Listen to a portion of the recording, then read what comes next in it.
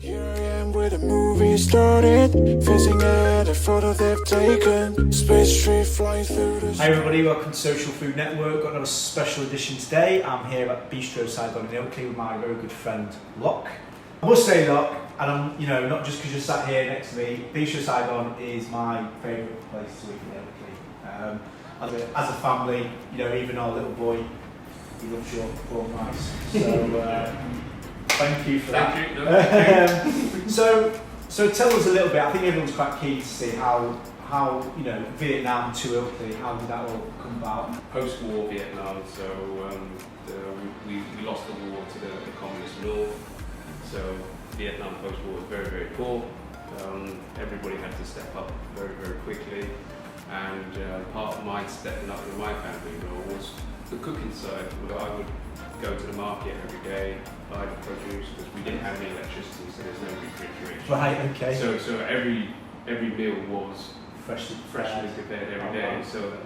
So understanding the passion for the food, it helped a lot that I loved eating. When I was a child, I ate my dinner and I ate everybody else's dinner because there was nothing I wouldn't eat. So my mum's problem was not being able to feed me enough because I just ate and ate. Yeah. So then we eventually emigrated over to England, and my parents then got themselves, just to get themselves settled in the country and get some kind of normality in life as they were learning English, they got themselves a fish and chip van and operated a fish and chip, but did Vietnamese takeaway at the same time. Wow. My auntie, who brought us over to England, she had her first Vietnamese restaurant in England, in fact in London, Sloane Square.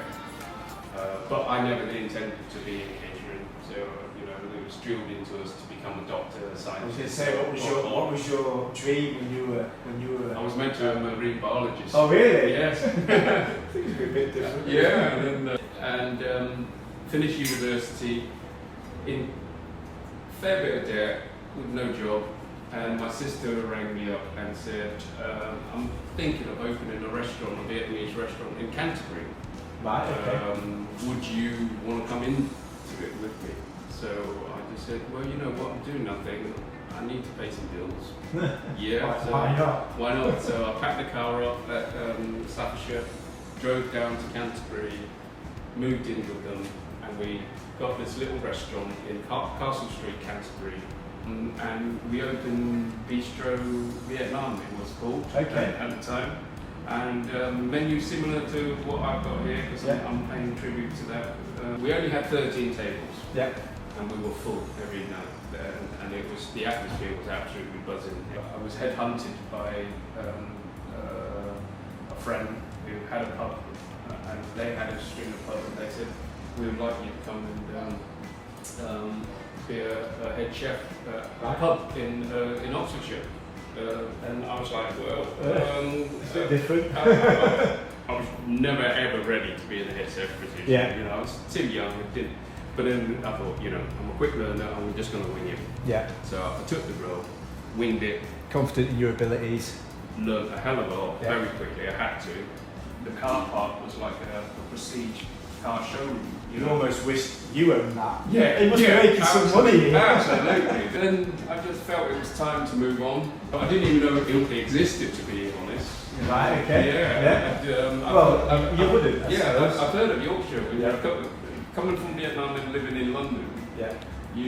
Anything above the Watford Gap was deemed up north, so you didn't really pay too much attention. I'm really sorry for that. And this restaurant here wasn't on our list of what we were going to look at, because we were looking for places with accommodation. Yeah. So I rang the agents up and I said, look, I'm up. Can I go and have a look at this one in Ilkley? Yeah.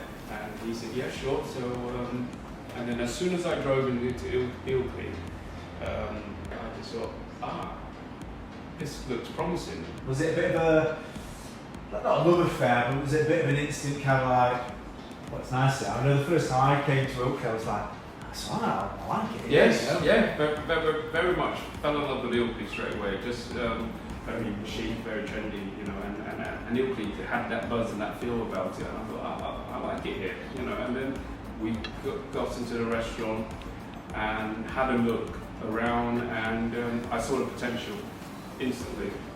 Didn't have a lot of money, but I saw the potential of what the restaurant could be in the future.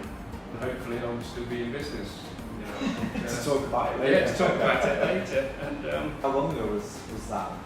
2006, July 23rd, I think, was when we opened our So doors. it's nearly 15 years then. Yeah, 2006. Still very strong. I remember we were literally, we did some canapes and some spring rolls and stuff like that, and we literally opened the door, went outside and dragged people off the street and say, hi, we're opening, would you like to come in and have a glass of wine and have some nibbles, just so we can introduce ourselves. And that's literally because we didn't know anything about this town. Yeah, well, didn't know anybody. What else do you do, I suppose? Yeah. But you must feel proud, sort of 15 years on and still going strong. Really proud, really proud. It's tough. Yeah. It's not an easy industry to keep going in. No, and I think you've got to really love it to keep going. Because there are some days you just think, why? Yeah, exactly. Yeah. Okay, cool. So we've talked about our journey to sort of Ilkley. Now tell us about Vietnamese flavours and food, and what signature flavours of Vietnam.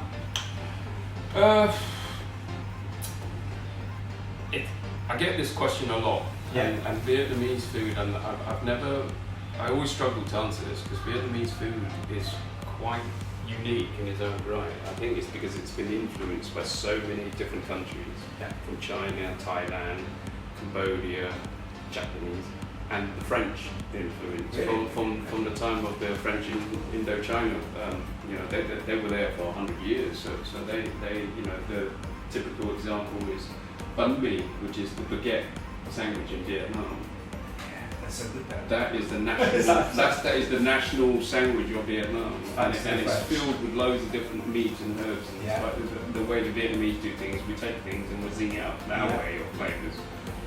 I think flavors-wise, it's like all Asian food. You got the trinity flavors of bitter, sweet, and sour.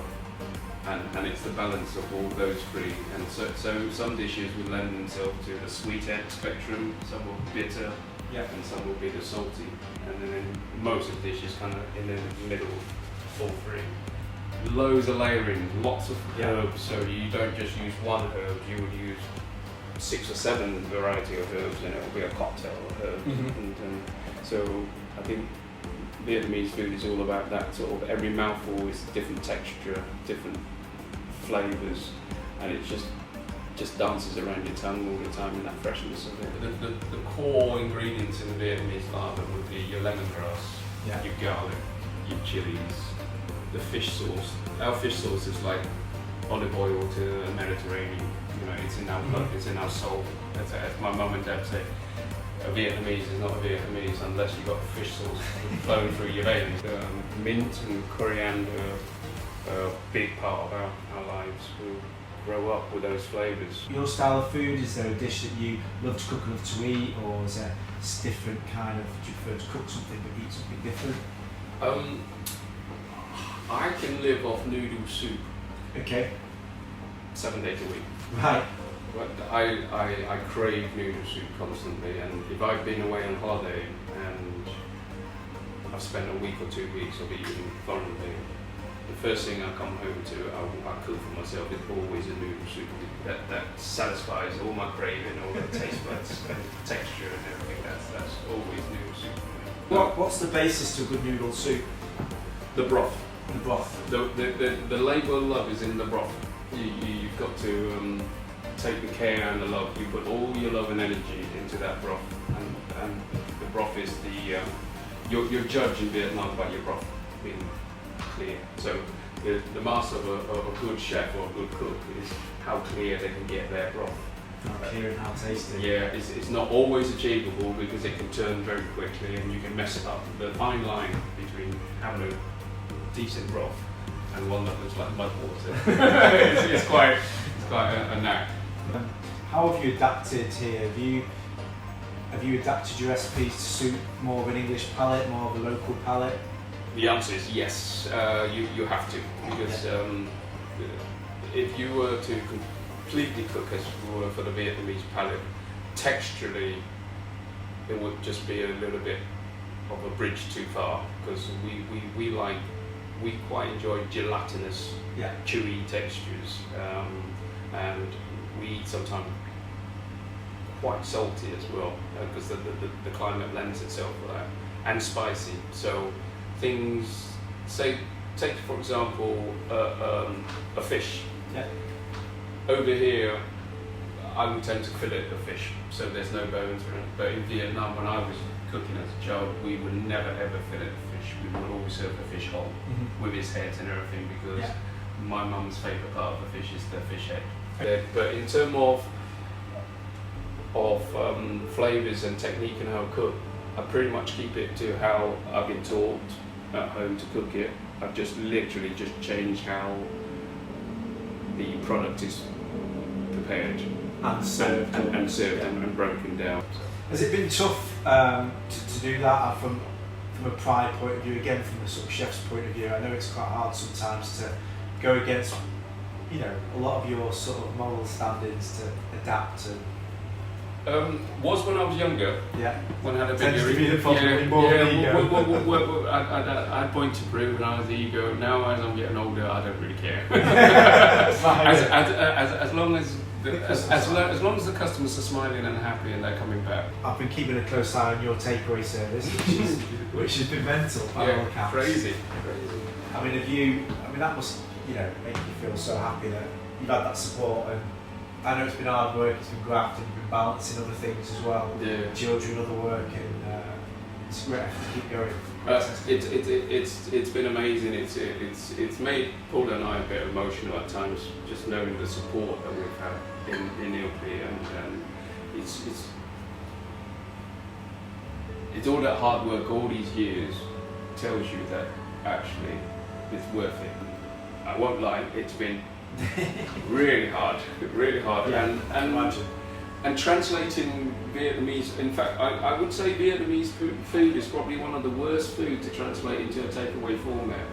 Really? Yeah, okay. Because it's designed to be eaten very quickly, and it doesn't lend itself to be reheated or travel very long. The workload meant that we couldn't produce a hot ready meal to go. We had to cook it and cool it, and then for people to reheat. Well, it sounds like Paul has been a bit of a rock through this. She's been amazing. She's been amazing. She's just support and adapted from being a physio to becoming my second chef. Has been pretty. I don't think she likes it. No, especially not being paid for it. Exactly. Excellent. So, what are your plans for reopening then, Locke? Right, we've earmarked the 9th of July to reopen. That's a Thursday, and but we're kind of loosely working to the 4th. Yeah. Is there a bit of a new look menu then? Is it going to be Is it going to be smaller? It's probably going to be a bit smaller. How much smaller, I don't know yet, because that's probably the worst job. So slightly new look, but same quality. Yeah. And the same passions will still be same there. passions, exactly. Yeah. Here I am where the movie started, facing at a photo they've taken. Space tree flying through the sky. Okay, so Locke's going to cook one of his signature dishes today. So what are we cooking? We're doing a caramelized ginger chicken. All right. Do you want me to go through this? Yeah, please. Yeah. Chicken, obviously. Chicken. Coriander, as for garnishing. Black pepper, garlic, dried chilies or fresh chilies. In this occasion, I'm using fresh chilies. That's oyster sauce, but that's gonna go with the stir fry Chinese leaf, just so we can have a bit of vegetables going on.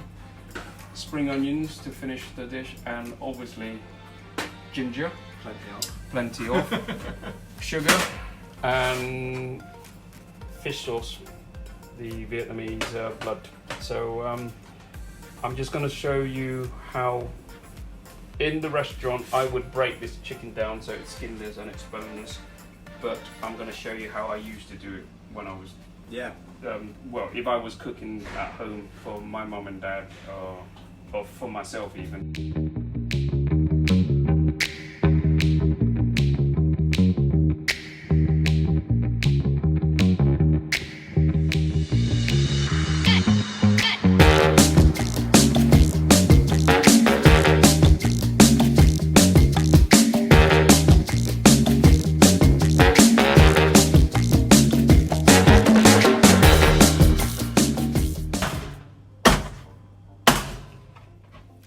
There we go, chicken broken down the Vietnamese way.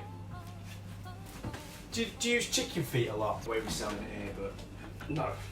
I've tried giving it to the staff a few times. Like, oh no. not much meat on them. You don't eat it for the meat. It's the whole texture Just of that skin, yeah, I love it. I actually love it. Right, shall we get on?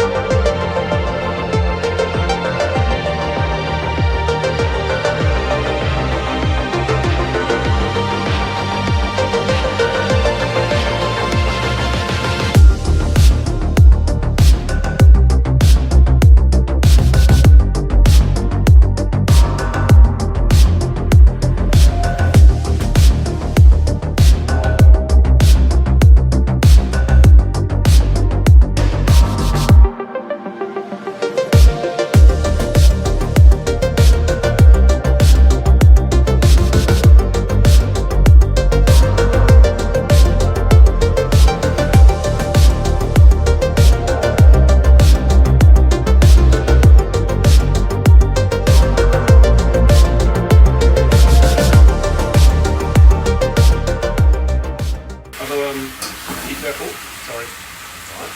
Cut that out. Leave it in.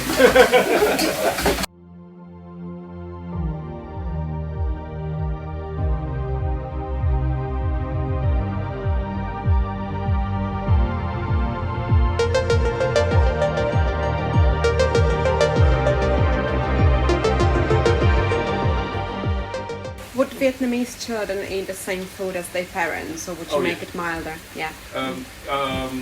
When I was growing up, they just cooked it as they would eat as adults. There was no taking the chilies out or anything. It was just. In fact, my mum used to put chili in my milk a little bit at the time, just to train my palate to eating chilies, and that's how I can eat lots and lots of chilies.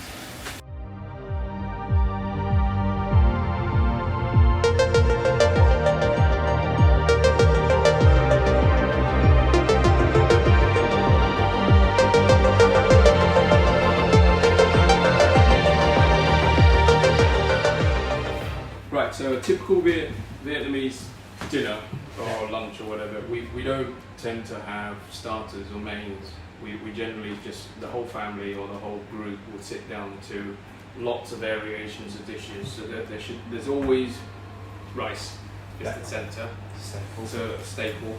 And for today we have a ginger chicken, caramel ginger chicken, and I've done a stir-fried Chinese leaf. We would always have a few stir-fried vegetables dishes and a clear soup, like a vegetable soup or something. And then we might have a fish dish, so a fried fish with some fish sauce drizzled over, or it could be a braised dish. And then we might have a pork or a seafood dish. And there'd be lots and lots of different flavours and lots of different dishes.